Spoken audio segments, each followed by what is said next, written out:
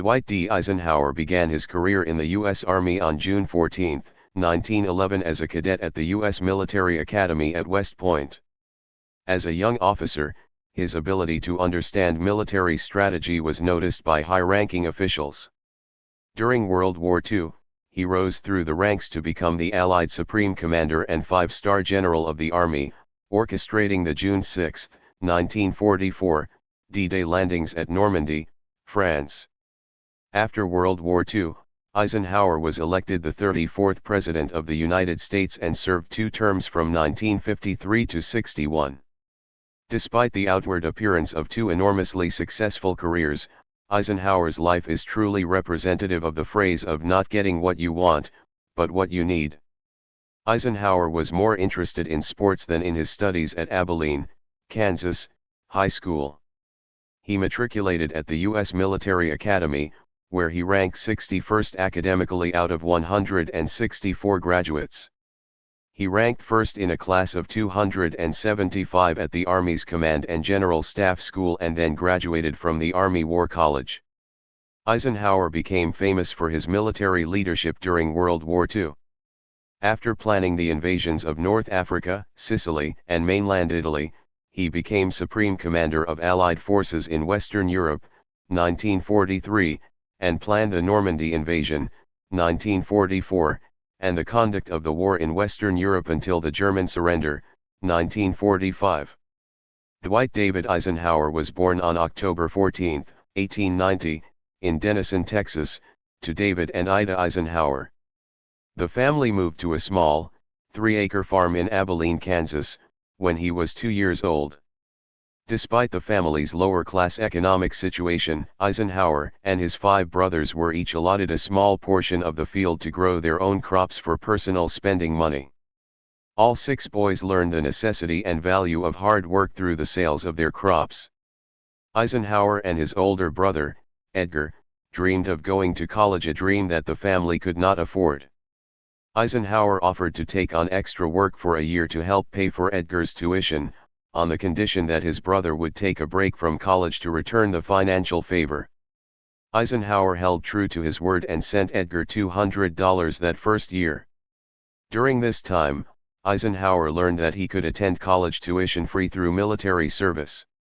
He applied for his top choice, the Naval Academy, but was rejected because he was over the age of 20. Although he was disappointed, he did not give up. He persisted in achieving his educational goal by applying to the United States Military Academy at West Point and was accepted. After graduating from West Point in 1915, he was stationed at Fort Sam Houston, Texas. While on guard duty, he met the vivacious socialite Mary Geneva Dowd, known as Mamie. Soon after he received the Dowd family's blessing to marry Mamie, he had more great news to share. His application to transfer into the aviation section of the Army was approved. Unfortunately, the Dowd family did not share in Eisenhower's happiness. In the early 20th century, flying was still considered risky and the Dowd family was concerned that Mamie would end up a young widow. The Dowd family gave him an ultimatum: he could marry the girl of his dreams or pursue the career of his dreams. He chose Mamie. Although he gave up the opportunity to fly airplanes, he continued to yearn for a more exciting career.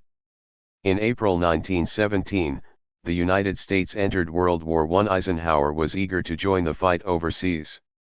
His repeated applications to combat units were denied.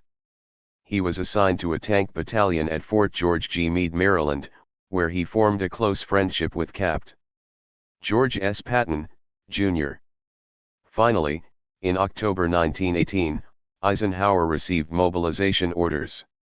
Before Eisenhower could get the chance to leave the States for war, Germany agreed to an armistice that ended World War I on November 11, 1918. The Versailles Peace Treaty would be signed on June 28, 1919. Disappointment settled in as his colleagues, friends, and West Point acquaintances returned home with promotions and medals. The following year, in 1919, he embarked on a cross-country convoy to gauge the Army's transportation and logistical capabilities. He reported on the road conditions, equipment capabilities, and discipline factors between officers and enlisted men.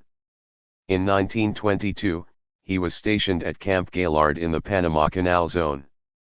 The camp's conditions were less than ideal for his family, but the assignment was the perfect opportunity for Eisenhower to serve with Brig.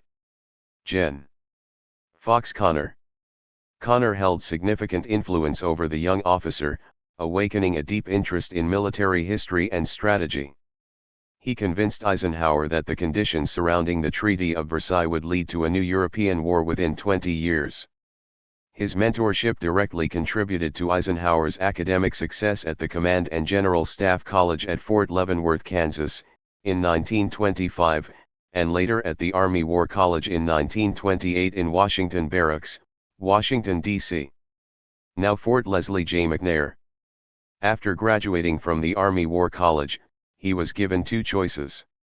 He could have an assignment on the General Staff working with the Army Chief of Staff Charles Pellet Summerall, or he could travel to France to study the World War I battlefields and edit associated military guidebooks. Eisenhower wanted the assignment on the General Staff. He believed it would enhance his career. However, his wife, Mamie, wanted to spend time abroad. In the end, he gave up what he wanted and chose to study the battlefields in France. Through studying French geography, Eisenhower became familiar with nearly all aspects of the country's transportation system, from landscape to roadways to rail system. During the 1930s, German aggression built up, culminating in the invasion of Poland on September 1, 1939. As a result, France and England declared war on Germany. The United States entered the war in 1941 after Japan attacked Pearl Harbor. During World War II, Eisenhower was sent to Europe to help develop the campaign against the Axis powers. Faced with juggling personal inputs from world leaders like President Franklin D. Roosevelt and Prime Minister Winston Churchill with those of Allied generals, Eisenhower found that Connor's tutelage had given him the ability to combine and execute political and military objectives. Among the top Allied European field commanders were men from his past, including West Point classmate General Omar Bradley, and now General Patton. The British were fighting Italian and German forces in North Africa by the time Eisenhower was sent overseas. He worked with British commanders, including Field Marshal Bernard Law Montgomery, and navigated through the complicated loyalties of the French military leaders. Some supported the Nazi regime and others supported the Allies. He planned Operation Torch, which called for an invasion of the French colonies in northern Africa in November 1942. The campaign was a success, and President Roosevelt wanted to award the Medal of Honor to Eisenhower for his planning efforts. Eisenhower refused, insisting that the medal was for heroism displayed during combat and that he was unworthy of such an honor. He was promoted to Supreme Commander, Allied Expeditionary Forces in December 1943. Although the Allies began to show signs of winning the war on the Eastern European front by 1943, the German army still occupied all of Western Europe. The Allies would need to invade and liberate Western Europe and take pressure off of the Soviets fighting the Germans on the Eastern Front. Eisenhower worked closely with Bradley to orchestrate the air, land, and sea invasion of Normandy that took place on June 6, 1944. This invasion is also known as Operation Overlord. Eisenhower's experience from the cross-country convoy in 1919 provided invaluable logistic insight as he moved men and equipment across North Africa and Europe. Additionally, the in-depth study of the World War I French landscape gave him the advantage of providing alternate routes of attack in driving the Germans out of occupied France. Eisenhower's reputation for connecting with the troops, along with ensuring the enlisted men were given the same morale amenities as officers, earned him widespread respect among soldiers. When he learned that the Italian island of Capri had been designated only for officers to enjoy rest and recuperation, RNR, he demanded that equal opportunity be given to the enlisted men, stating, "This is supposed to be a rest center for combat men, not a playground for the brass." He led by example in small ways, too. During the war, food and cigarettes were rationed out among the soldiers. If a soldier ran out of cigarettes, they would have to wait until the next supply of rations came in. Eisenhower held himself to the same standard and rolled his own cigarettes when he ran out. He also made a personal effort to connect with the troops. After giving the final approval of the D-Day invasion of Normandy, Eisenhower visited the paratroopers in Newbury, England, on June 5, 1944, while they geared up for the invasion. He asked them questions and shook their hands. He then stayed to watch the planes depart. In his pocket was a piece of paper that he wrote and signed, accepting complete responsibility if Operation Overlord failed. By the time World War II ended, Eisenhower was popular throughout the United States. 3 years after the war ended, he stepped back from the military spotlight to become president of Columbia University in New York. In 1950, the United States became involved in the Korean War. Many Americans believed Eisenhower could bring a swift end to the war and encouraged him to run for President of the United States. In 1952, he officially declared his intention to run on the Republican ticket. He won the election and was inaugurated as the 34th President of the United States. He served as president for 2 terms, between 1953 to 61. The diplomacy he learned from dealing with world leaders during World War II, along with his military strategic mindset, guided his decisions as a president. The experiences he gained as Allied Supreme Commander prepared him to evaluate international conflicts. He recognized that the Korean War battles would continue to perpetuate a stalemate, and advised against investing more American troops and equipment to the conflict. 7 months after his inauguration, an armistice was signed between North and South Korea. In 1954, when France asked for extensive military support in their fight against Vietnam, Eisenhower viewed the situation with a military strategic mindset and declined their request. Nuclear power, initially used against Japan to end World War II, became a source of conflict between the Soviet Union and the United States. The tension between the two countries, and the desire to possess nuclear superiority, developed into the Cold War. Eisenhower understood nuclear power was vital to national security, but was wary of its use as a weapon. Instead, he hoped it could be used as a source of energy, with power equally distributed among the nations. In 1957, the International Atomic Energy Agency was created. Eisenhower's experience in the cross-country military convoy of 1919 became a factor in advocating for an improved transportation system in the United States. Until 1956, individual states were responsible for establishing and maintaining the roads. This meant that not all states were easily connected by well-maintained roads. Eisenhower proposed a new system in which the federal government would design and fund highways that would run across the state borders. On June 29, 1956, he signed the Federal Aid Highway Act that established the Eisenhower Interstate Highway System and expanded the construction, and connection, of roads within the United States. During his presidency, he also signed bills approving the creation of the National Aeronautical and Space Administration, and the induction of Hawaii and Alaska as states. After his second term, he retired to his home near Gettysburg, Pennsylvania. His advice was still sought by presidents after him. Eisenhower died on March 28, 1969.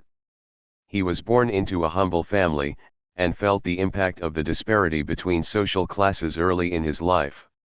He might have wished for wealthier circumstances, but his childhood experiences influenced his determination to provide equal morale opportunities for both enlisted personnel and officers during World War II.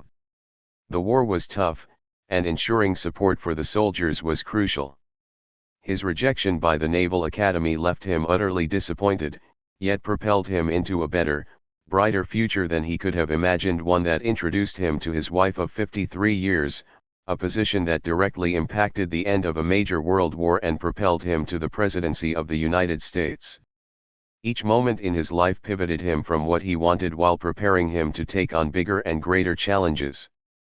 His legacy lives on in the numerous schools, parks, scholarship foundations, and buildings named after him. The United States Interstate Highway System is often referred to as the Eisenhower Interstate System. His presidential library and museum is located in his hometown of Abilene, Kansas. In 2023, the Army base formerly known as Fort Gordon, located in Augusta, Georgia, was redesignated as Fort Eisenhower in his honor. Dwight David Eisenhower chronology. October 14, 1890, David Dwight Eisenhower was born in Denison, Texas, third of 7 sons of David Jacob and Ida Elizabeth Stover Eisenhower. He was called Dwight from an early age to avoid confusion with his father. 1892, the family returned to Abilene, Kansas. In school, Dwight's older brother was nicknamed Big Ike, and he became Little Ike. 1909, Ike graduated from Abilene High School. 1909 to 1911, worked at Bell Springs Creamery, 1909 to 1911. June 14, 1911, entered United States Military Academy, West Point, New York. The nickname Ike followed him to West Point, where the little was dropped. June 12, 1915, graduated and commissioned a second lieutenant. July 1, 1916, married Mamie Geneva Dowd of Denver, Colorado. September 1915 to February 1918, served with the infantry in Ft. Sam Houston, Camp Wilson, and Leon Springs, Texas, and Ft. Oglethorpe, Georgia. July 1, 1916, promoted to first lieutenant. May 15, 1917, promoted to captain. September 24, 1917, Ike and Mamie's first son, Dowd Dwight, was born. February 1918 to January 1922, served with the Tank Corps in Camp Meade, Maryland, Camp Cold, Pennsylvania, Camp Dix, New Jersey, Ft. Benning, Georgia, and Ft. Meade, Maryland. June 17, 1918, promoted to Major, temporary. October 14, 1918, promoted to Lieutenant Colonel, temporary. July 7 to September 6, 1919, volunteered to participate as a Tank Corps observer in the first transcontinental motor convoy. June 30, 1920, reverted to permanent rank of captain. July 2, 1920, promoted to major.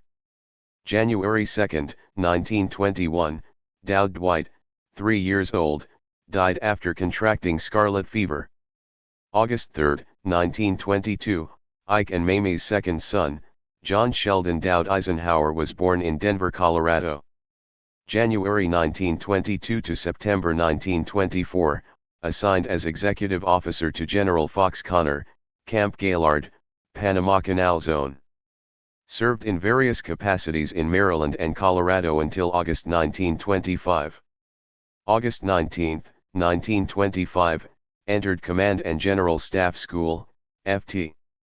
Leavenworth, Kansas, graduated first in a class of 245, June 18, 1926. August 1926 to January 1927, served as executive officer, 24th Infantry Regiment, Ft. Benning, Georgia. January-August 1927, served in Washington, D.C., office, writing a guidebook to World War I battlefields for American Battle Monuments Commission, directed by General John J. Pershing. August 27, 1927, entered Army War College, Washington, D.C., and graduated June 30, 1928. July 1928 to September 1929, in charge of Guidebook Revision and European Office, Paris, France. November 29, 1929 to February 1933, served as executive officer to General George V. Moseley, Assistant Secretary of War, Washington, D.C. 1933 September 1935, served as Chief Military Aide to General Douglas MacArthur, Army Chief of Staff. September 1935 to December 1939, assigned to General MacArthur as Assistant Military Advisor to the Philippine government. July 1, 1936, promoted to Lieutenant Colonel. February 1940 to November 1940, assigned to General DeWitt Clinton, Commander, 15th Infantry, for a short term in Ft. Ord, California, and then permanently to Ft. Lewis, Washington as Regimental Executive. Chief of Staff for General Thompson, Commander, 3rd Division, Ft. Lewis until March 1941. Served as Chief of Staff to General Kenyon Joyce, Commander 9th Army Corps, Ft. Lewis, until June 1941. March 11, 1941, promoted to Colonel, temporary. June 1941 to December 1941, designated Chief of Staff to General Walter Kroeger, Commander 3rd Army, Ft. Sam Houston, Texas. September 29, 1941, promoted to Brigadier General, temporary. December 1941 to June 1942, assigned to General Staff, Washington, D.C. Named Deputy Chief in charge of Pacific Defenses under Chief of War Plans Division, General Leonard Jarrow, December 1941. February 1942, designated as Chief of War Plans Division. March 27, 1942, promoted to Major General, temporary. April 1942, appointed Assistant Chief of Staff in charge of Operations Division for General George Marshall, Chief of Staff.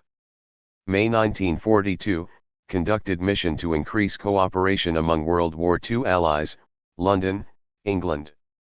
June 1942, designated Commanding General, European Theatre, London, England.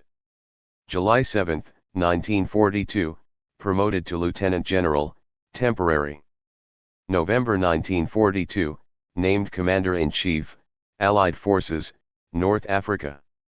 February 11, 1943, promoted to General, 4 stars, temporary. August 30, 1943, appointed Brigadier General, permanent, and was promoted to Major General, permanent, on the same date. December 1943, appointed Supreme Commander, Allied Expeditionary Forces. June 6, 1944, commanded forces of Normandy invasion.